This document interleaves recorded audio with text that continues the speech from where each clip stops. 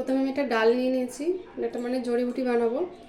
তো আমার বরের পায়ের ব্যথা, নার্ভের প্রবলেম, তো তার জন্য ডালটার অবশ্যই আমি নামটা জানি না, নামটা জানলে অবশ্যই জানাবো।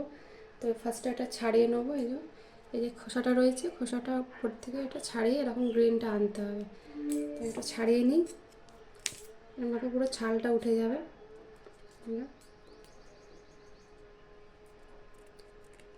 এটা একজন বলেছে, সেটা করে একটু করি, করে ওকে দিই খেতে।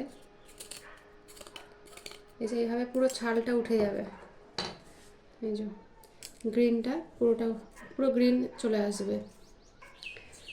এটা পুরো এরকম করে ছাড়িয়ে নিয়ে যে পুরো ছালটা এরকমভাবে উঠে যাবে, অসুবিধা হবে না, শুকিয়ে গেছে তো, এই যে অসুবিধা হবে না, পুরোটা ছেড়ে গেছে। তো আমি এটাকে এবারে ধুয়ে পিস পিস করে কাটবো, কেটে তারপরে থেতো করব, করে তারপরে এটা দেখাচ্ছি। এই যে আমি এটা পিস করে নিয়েছি, এটাকে এবার আমি থেতো করব।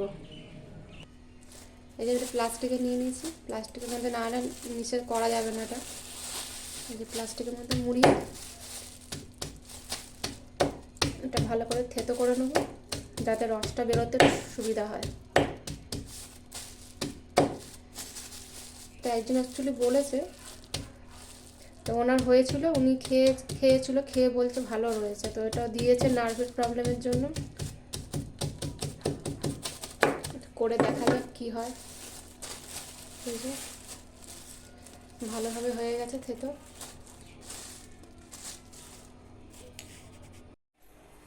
তো এখানে হাঁড়িতে ডেচকিতে জল বসিয়ে দিয়েছি, আর এখানে হচ্ছে 4-5টা গোলমরিচ, 4-5টা লবঙ্গ কিন্তু জলের মধ্যে দিয়ে দেবো,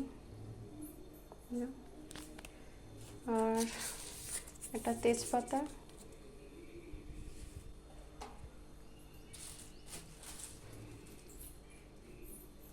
একটু ধরো না এটা, আর এই ডালগুলো এটা দিয়ে দিলাম এর মধ্যে।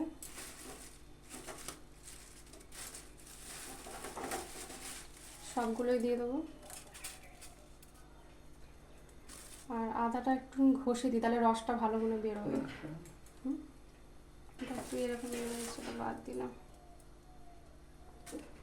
এটা আদাটা একটু ঘষে দিই। আদাটা একটু ঘষে দিলাম এর মধ্যে, যাতে রসটা একটু ভালো করে বেরোয়। সবটাই দিয়ে দিলাম, আর একটু হলুদ দিয়ে এবার এটা একটু ফোটাবো, বেশ 15-20 মিনিট ধরে ফুটবে, তারপরে হয়ে যাবে।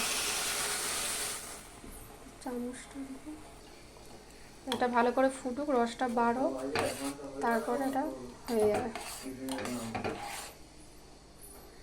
চলো,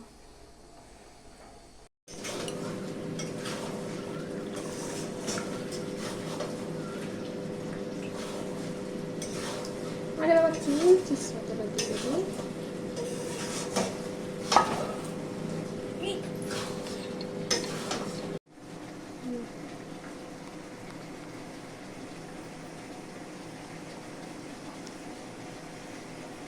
ঠিক আছে, খেতে আজকে ভালো হয়েছে, খেয়ে আর একটু আছে, তারটা দিয়ে দিই একটু।